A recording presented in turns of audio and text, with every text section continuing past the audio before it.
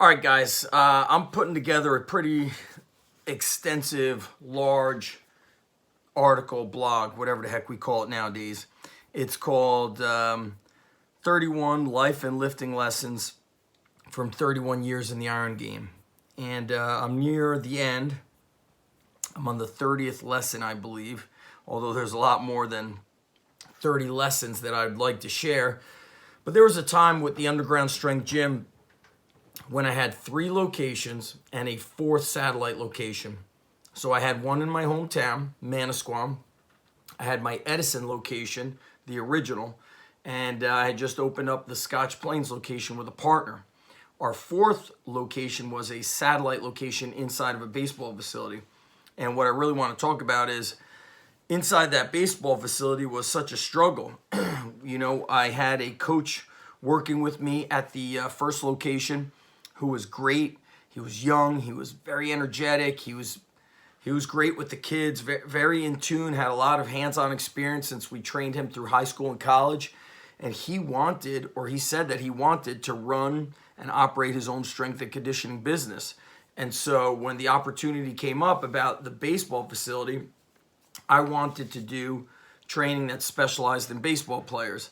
And we were going to partner. And so it was going to be myself, my coach, and the owner of the baseball facility.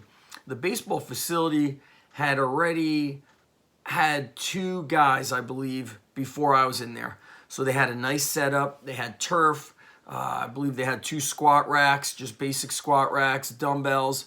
I brought in some kettlebells and picked up some extra kettlebells.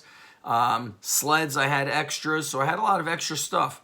So I picked up a few odds and ends. I don't even think I added weights to the list. Maybe I did. Some grip equipment, some specialized grip equipment. Maybe I bought 1 or 2 more sleds, and then of course bands. And so we're going to open up on a Monday and kick things off. And I had gone there and done like a hands-on clinic and taken the baseball players through a strength and speed bodyweight clinic, then did a Q&A with the parents. We had kids signed up. Not a lot, but we had people signed up. And then something like 2 days, 3 days before that, the coach who wanted to do this said now he could only do it this month. And I was like, holy crap, dude. I just brought you in as a partner. I thought this is something you wanted to do. And I'm not going to be able to train another coach in 1 month. And so instead of being like, I can't do this, I just sat down, put my thinking cap on, and thought about who can I reach out to. And so one of my coaches, former athlete, who we trained through high school and college, was coaching at Rutgers during the day. And he would get out at a good time where he would be able to help us. So I offered him the position, and he took it. And so after Rutgers, he would zip on over to this baseball facility, our satellite, and he would coach up the athletes. And I got to tell you, we struggled to get those baseball players through the doors. And then what happened was the owner was like, okay, if we can't get these baseball guys, let's get other wrestlers. Who do you know who's in the area? Let's get other athletes. And I was like, look, I don't want this facility to cannibalize our other facilities. We're in a baseball facility. I want to train baseball players. I don't want to start pulling kids from other locations, other sports. And so he wanted to basically keep that going. And it was a bad business move because the way that people vote in business, how do we vote if the business is good or not? They vote with their dollars. So if people are signing up and paying and purchasing and investing in this thing that you offer and you're making money, it evidently makes sense to do it. But we were not doing great. I wouldn't even say we were doing good. And then what I realized was, wow, it's a super blue-collar area.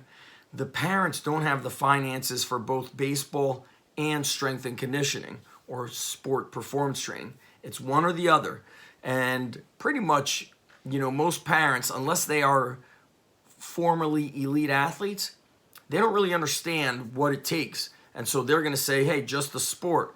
But some kids, not too many, but some kids will just struggle to improve in sport until they put on strength and build power and get some, horsepower in their car engine, so to speak. So what I learned from there was, don't push a business plan to work. And of course, if you are opening a strength and conditioning facility, I would really heavily assess the financials of the area. It's not so easy to just be in front of people and they sign up. And not all markets, not all people want it. So what I learned was wrong location, wrong area, wrong kind of financial, I don't even know the wording for it, but basically it was out of their price point to invest in both.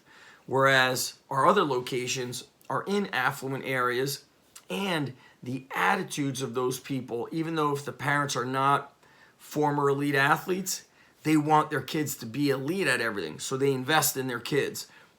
And so during those times, with a satellite location, multiple locations, it was interesting lessons to be learned.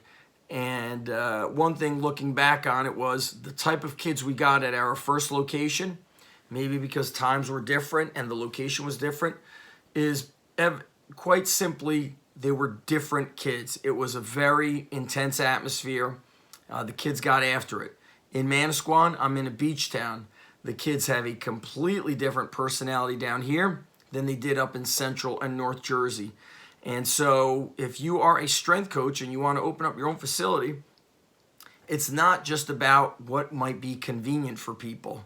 You have to do more research, all right? I don't usually put out too much business stuff on here, but I do have a coaching group. It's the Strong Life Brotherhood, and you could apply to be in it. You go to the website slbrotherhood.com. It's a coaching group with a weekly lesson and weekly Q&A, and it's for coaches who want to get better, not just at business, but also at their craft. They want to become more successful, not because they learned how to market better, but because they're legitimately changing lives through training. That's what it's about. So I'm going to link up. This article is not finished. So basically, if you go to my website, you could search 31 life and lifting lessons.